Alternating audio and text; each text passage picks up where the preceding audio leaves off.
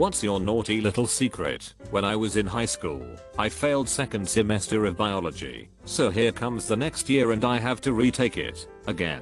I pass first semester, but fail second semester, which means retaking the entire class. Well, I transferred schools after that. When I was getting all my transfer information looked over in the office at the new school, the woman noticed I had 2 passed first semesters, but never passed a full class. I said passing 2 semesters is kinda like the full class. She winked, and that was that. No more BO. So I guess it's our dirty little secret. When I was a kid, my mom took away my favorite computer game CD for a few weeks as punishment for something I did. Bad grade, I think. I found where she hid it, photocopied the CD label, cut out the print, glued it to a blank disc, and put that in the place of the real CD. Surprisingly, she never noticed. I played it when no one else was home. It's been 18 years, and I still haven't told her. One time when I was like 5 to 9 years old, my dad was shopping around at a lumber store. I wandered around alone and couldn't find a bathroom. I had to pee so bad, so I just found a secluded back corner behind some wood and pissed on the floor. 30 years later, I still drive by that place every day and remember.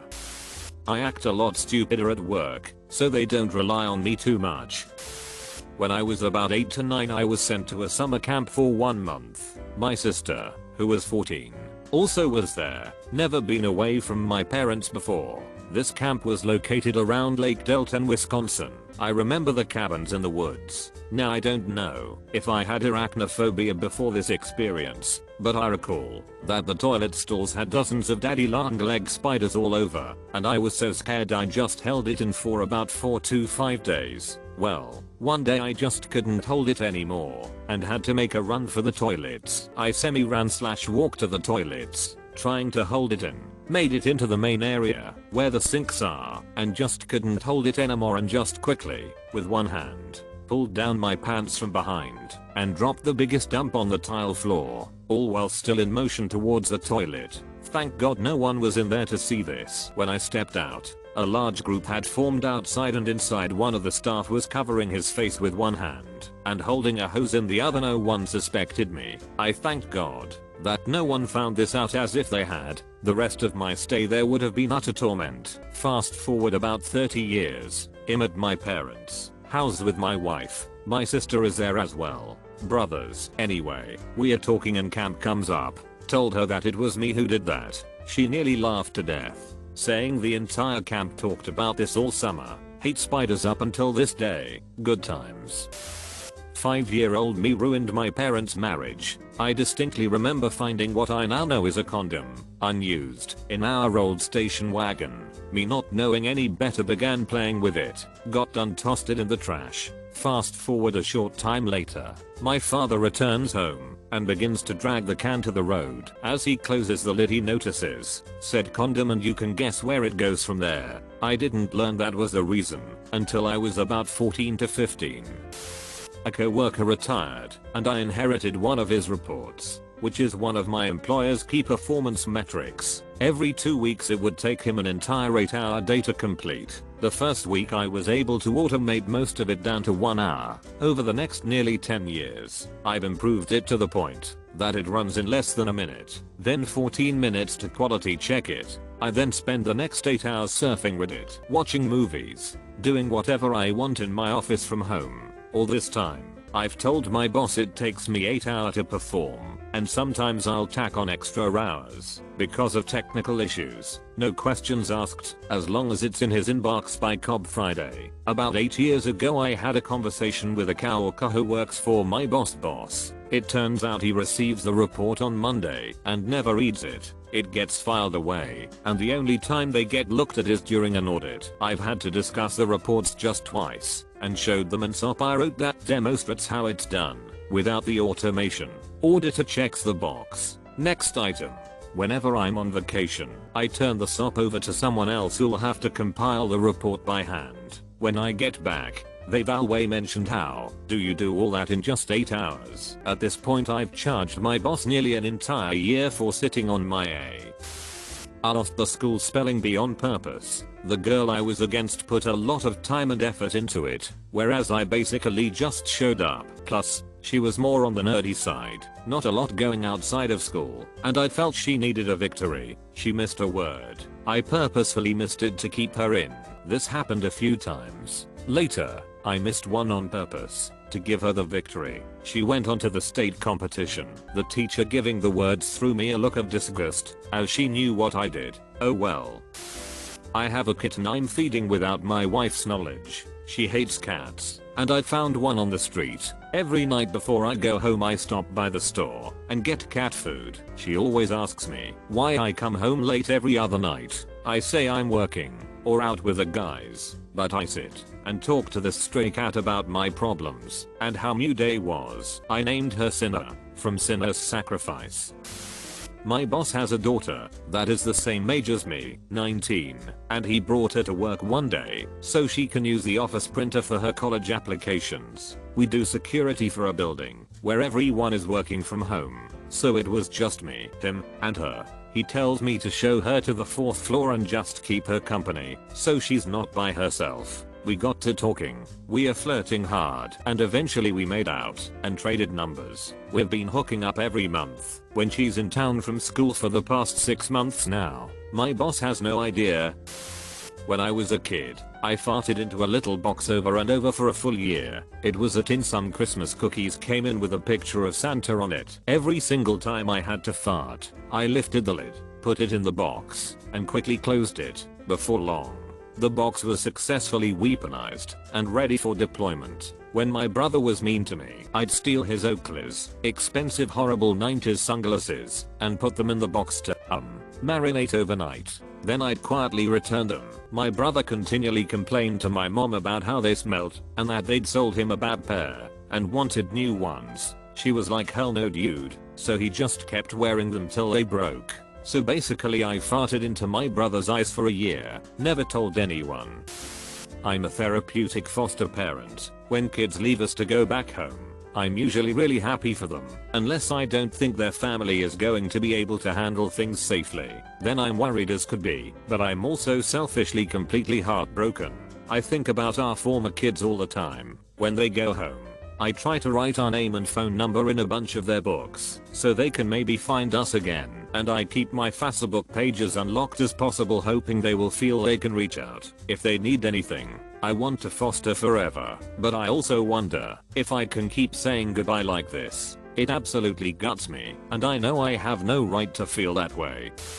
One time when I was 10 to 12ish, I told a group of friends that I brushed my teeth with hot water instead of cold water, our cultural norm, just to seem quirky or cool, and man did it get the reaction I was hoping for. However, it was all a lie. I did brush with cold water, and this lie was too heavy for my preteen soul. So every day since then I have brushed my teeth with hot water. Despite being 15 years older, I feel trapped in my hot teeth scrubbing sentence, yet it feels right as a punishment for lying. I've seen both of my sisters-in-law naked. I accidentally walked in on my brother's wife whilst she was changing. I didn't realize she was in the room and just walked in. She knows it was me, but we've both just pretended that didn't happen. My wife's sister asked me to fix her laptop as it wasn't working. Turns out it hadn't had a Windows update for nearly 4 years and was filled with all description of bloatware and malware. She had 4 address bars on her browser and her pretty explicit nudes in prime position in her downloads folder. I returned her laptop in working condition with a new folder named private. So yeah, she knows I saw them, but no one else does.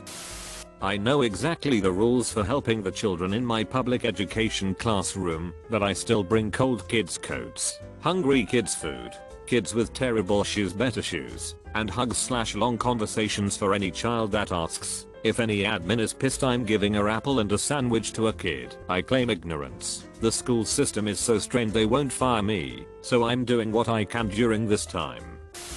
About a week before Christmas I bought a disposable weed vape and started using it a few times a week at night after I put the kids to bed. It has legitimately helped me overcome depression. I still haven't told my wife. That is part of what I'm doing. When I go play video games before coming to bed, she is pretty anti-drug, but not for any historical reason, quite the opposite. It's more of an unknown to her. I know I need to have a conversation about it with her, but I just don't know how to start it.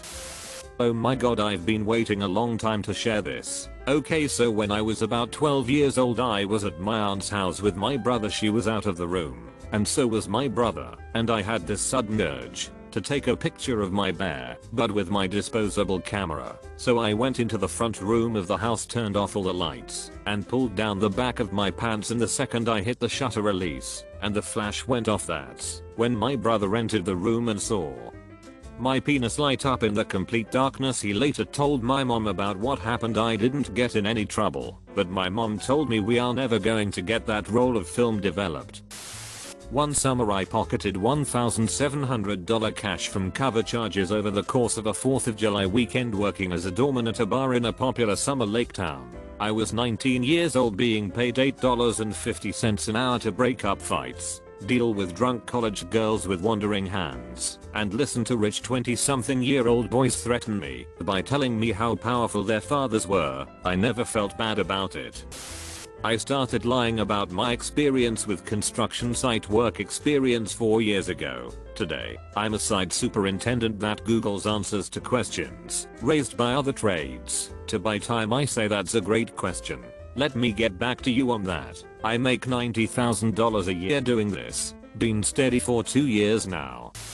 I slept with my mom's friend. She was younger than my mom. She was 32, and I was 20 at the time. She stopped me one day as I was walking by her apartment and asked if I could take a look at her laptop because the Wi-Fi wasn't working. I said of course and started looking for the cause of it. While I was on her couch with a laptop, she comes out of the kitchen with a bottle of tequila and 2 shot glasses. At that point I knew the real reason I was there. Needless to say, there was nothing wrong with her Wi-Fi.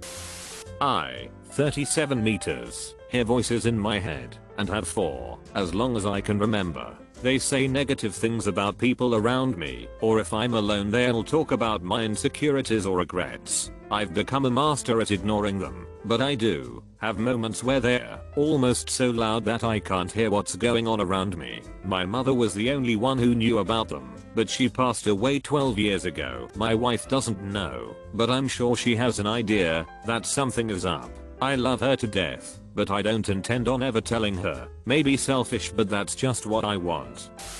Back in college, I took a computer class that dealt with Excel and such. I was way over my head because 1, I didn't want to take the class. 2, I'm bad with computers. The way tests worked was that we'd open up a blank test template on the computer we sat at and follow instructions. As I was opening up the copy, I saw the copy of the kid before me. I quickly wrote down his name and saw that he got a ton of the easier steps/questions. So I blindly trusted this person and copied their entire test. Test came back and I got an A. Boom. Homework was pretty easy, multiple choice quizzes on the reading, all open book/notes. So I reached out this guy and told him what happened. Turns out he was doing this with someone else in another period. Ended up getting a 97 in that class, and it boosted my GPA into the good enough for a small scholarship territory, like $500 for books, but basically didn't learn nothing.